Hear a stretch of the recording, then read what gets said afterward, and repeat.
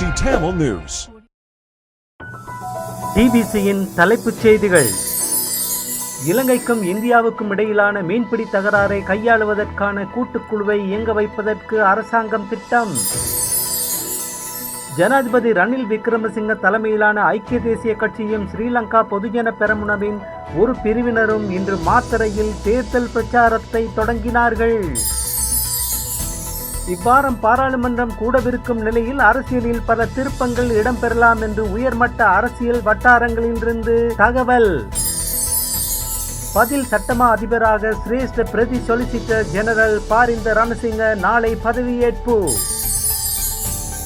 இந்தியாவின் அதானி குழுமம் இலங்கையில் கடல் படுகையில் கனிம வளங்களை அகழும் திட்டங்களில் ஈடுபடவிருக்கிறது.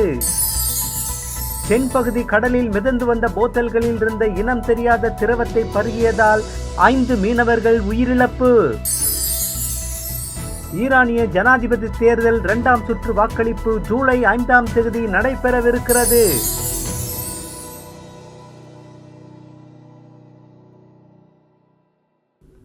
வணக்கம். நீங்கள் இணைந்திருப்பது டிபிசியின் மாலை தமிழ் செய்திகளோடு. இனி விரிவான செய்திகளை பார்ப்போம். இலங்கைக்கும் இந்தியாவுக்கும் இடையிலான மீன்பிடி தகராறை கையாளுவதற்கான ஒரு நடவடிக்கையாக இரு நாடுகளினதும் அதிகாரிகளை உள்ளடக்கிய கூட்டு செயற்குழுவை மீண்டும் இயங்க வைப்பதற்கு அரசாங்கம் திட்டமிடுகிறது.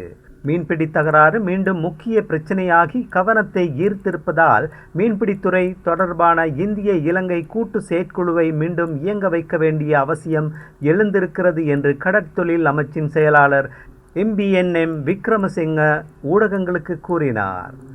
இந்திய வெளியுறவு அமைச்சர் எஸ் ஜெய்சங்கர் அண்மையில் இலங்கைக்கு மேற்கொண்ட விஜயத்தின் போது மீன்பிடி தகராறு குறித்து ஆராயப்பட்டது.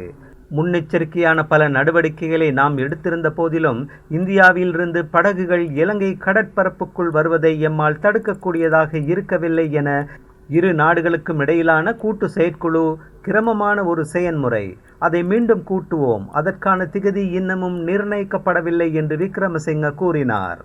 அதேவேளை இலங்கை கடற்பரப்புக்குள் சட்டவிரோதமாக மீன்பிடித்துக் கொண்டிருந்த இந்திய படகை கைப்பற்றுவதற்கு இலங்கை கடற்படை மேற்கொண்ட நடவடிக்கையின் போது கடற்படை வீரர் ஒருவர் கொல்லப்பட்ட கடந்த வார சம்பவம் குறித்து புதுடில்லியில் உள்ள இலங்கை உயர்ஸ்தானிகர் சேனுக செனவிரத்ன வெளியுறவு அமைச்சர் ஜெய்சங்கரை நேற்று சந்தித்து இலங்கை அரசாங்கத்தின் விசனத்தை தெரிவித்தார்.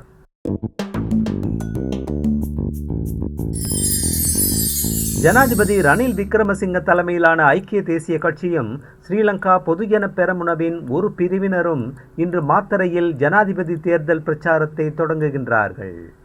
நாடளாவிய பிரச்சாரங்களின் தொடக்கமாக இன்று மாலை ஐக்கியத்தின் ஊடாக வெற்றி என்ற துணிப்பொருளில் பொதுக்கூட்டம் ஒன்று மாத்தறை மஹிந்த விஜயசேகர விளையாட்டரங்கில் நடைபெற்றது. இந்த முதலாவது கூட்டத்தை ஏற்பாடு செய்யும் பொறுப்பை சக்தி எரிபொருள் அமைச்சர் காஞ்சன விஜயசேகர முன்னின்று செய்தார். ஜனாதிபதி தேர்தலில் விக்ரமசிங்காவுக்கு ஆதரவாக பிரச்சாரங்களை முன்னெடுப்பதற்கு அடிமட்ட கட்டமைப்புகளை ஐக்கிய தேசிய கட்சி கொண்டிருக்கவில்லை என்பது அவரின் தேர்தல் பிரச்சார நடவடிக்கைகளில் ஒரு பெரிய குறைபாடாக இருக்கப் போகிறது. அதனால் விக்ரமசிங்காவுக்கு ஆதரவு அளிக்கும் பொதுஜன பெரமுன அமைச்சர்கள், இராஜாங்க அமைச்சர்கள் மற்றும் பாராளுமன்ற உறுப்பினர்களின் உதவியுடன் கூட்டங்களை ஏற்பாடு செய்ய வேண்டிய நிலையில் ஐக்கிய தேசிய கட்சி இருக்கிறது என்பது குறிப்பிடத்தக்கது.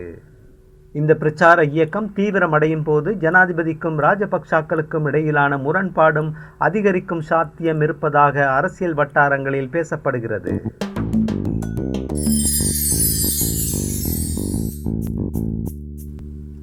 வெளிநாட்டு கடன் மறுசீரமைப்பு உடன்படிக்கையை விவாதிப்பதற்கு இவ்வாரம் பாராளுமன்றம் கூடவிருக்கும் நிலையில் அரசியலில் பல திருப்பங்கள் இடம்பெறலாம் என்று உயர்மட்ட அரசியல் வட்டாரங்களிலிருந்து அறியக்கூடியதாக இருக்கிறது. எதிர்க்கட்சி பாராளுமன்ற உறுப்பினர்கள் பலர் ஆளும் கட்சிக்கு தாவும் சாத்தியம் இருப்பதாக கூறப்படும் அதேவேளை ஆளும் கட்சி பாராளுமன்ற உறுப்பினர்களை கொழும்பில் தங்கியிருக்குமாறு அறிவுறுத்தப்பட்டிருப்பதாக தெரிய வருகிறது.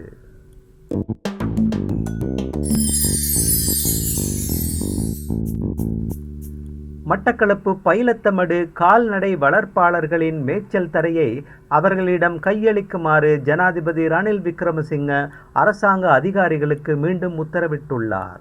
அதேவேளை ஜூலை மாதம் 2ஆம் வாரத்தில் மட்டக்களப்புக்கு விஜயம் செய்யும் போது கால்நடை வளர்ப்பாளர்களை சந்தித்து பேசுவதற்கு ஜனாதிபதி ஆர்வம் கொண்டிருக்கின்றார் என்று கூறப்படுகிறது.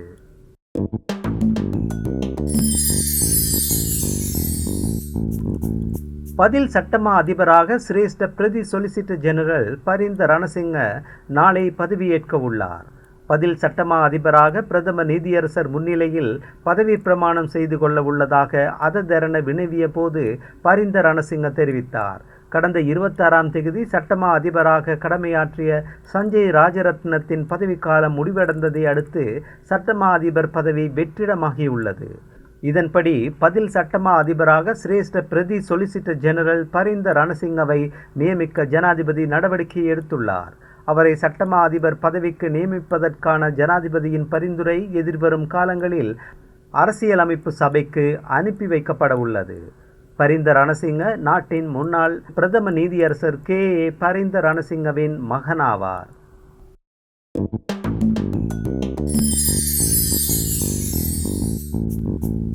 கொழும்பு துறைமுகத்தின் மேற்கு முனைய அபிவிருத்தி மற்றும் மன்னார் காற்றாலை மின் உற்பத்தி திட்டம் ஆகியவற்றில் ஈடுபட்டிருக்கும் இந்தியாவின் அதானி குழுமம் இலங்கையில் கடல் படுகையில் கனிம வளங்களை அகழும் திட்டங்களில் ஈடுபடவிருக்கிறது. கோபால்ட் கனிமங்களை அகழ்வதற்கான நடவடிக்கையில் தாய்வானைச் சேர்ந்த உமிகோர் நிறுவனத்துடன் இணைந்து அதானி குழுமம் செயற்படவிருக்கிறது என்று இந்த திட்டங்கள் தொடர்பான பேச்சுவார்த்தைகளில் சம்பந்தப்பட்ட அதிகாரி ஒருவர் சண்டே டைம்ஸ் பத்திரிகைக்கு தெரிவித்தார். இலங்கைக்கும் இந்தியாவுக்கும் கடற்படுகை உரிமை பிரச்சினைக்கு தீர்வை கண்ட பின்னர் இந்திய பெருங்கடலின் அடியில் பதிந்துள்ள பெருமதிமிக்க கனிமங்களை கண்டறிவதற்காக இந்தியாவுடன் கூட்டுச் சேர்வதன் மூலம் நன்மைகளை பெறுவதற்கு இலங்கை எண்ணி இருக்கிறது என்றும் அந்த அதிகாரி கூறினார்.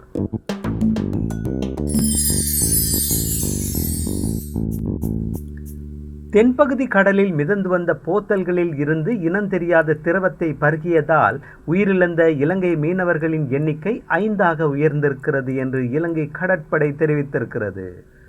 அம்பாந்தோட்டை மாவட்டத்தின் தங்காலை மீன்பிடி துறைமுகத்தில் இருந்து ஆழ்கடலுக்கு மீன்பிடிக்க சென்ற 6 மீனவர்கள் தரையில் இருந்து 320 கடல் மைல்கள் தொலைவில் மிதந்து வந்த போத்தலில் இருந்த திரவத்தை மதுபானமாக இருக்கும் என்ற எண்ணத்தில் பருகினார்கள். அவர்களில் 5 பலியாகினர். மற்றவரின் நிலை கவலைக்கிடமாக இருப்பதாக கடற்படை பேச்சாளர் கேப்டன் கயான் விக்ரமசூரிய தெரிவித்தார். கவலைக்கிடமான நிலையிலுள்ள மீனவர் சிங்கப்பூர் வர்த்தக கப்பல் ஒன்றுக்கு மாற்றப்பட்டு அவசர சிகிச்சை அளிக்கப்பட்டு வருகிறது என்றும் அவர் குறிப்பிட்டார். ஈரானிய ஜனாதிபதி தேர்தலில் எந்த வேட்பாளருக்கும் 50% வாக்குகள் கிடைக்காத நிலையில் தேர்தல் 2ஆம் சுற்றுக்கு தள்ளப்பட்டிருக்கிறது. 2ஆம் சுற்று வாக்களிப்பு ஜூலை 5ஆம் தேதி நடைபெறவிருக்கிறது. சீர்திருத்தவாத வேட்பாளர் மசூத் பெசக்கியான், தீவிர பழமைவாத வேட்பாளர் மற்றும் அணுவாயுத பேச்சாளர் ஜயித் ஜலீல் இருவருக்கும் அதிகளவு வாக்குகள் கிடைத்த போதிலும் அவர்கள் 50% வாக்குகளை பெற தவறிவிட்டனர். மசூத் பெசக்கியானுக்கு 42% வாக்குகளும் சயித் ஜலீலுக்கு 38% வாக்குகளும் கிடைத்திருந்தன. வாக்களிக்க தகுதியான சுமார் 60 லட்சம் வாக்காளர்களில் 24 லட்சம் வாக்காளர்களே வாக்களிப்பில் கலந்து கொண்டனர். 1979ஆம் ஆண்டில் ஈரானிய இஸ்லாமிய குடியரசு ஸ்தாபிக்கப்பட்ட பிறகு தேர்தலில் மிகவும் குறைந்தளவு வாக்குகள் பதிவானது இதுவே முதற் தடவையாகும். அந்த செய்தியோடு நிறைவுக்கு வருவது டிபிசியின் இன்றைய மாலை தமிழ் செய்திகள். மீண்டும் நாளை காலை வழமை போல் சந்திக்கலாம். வணக்கம்.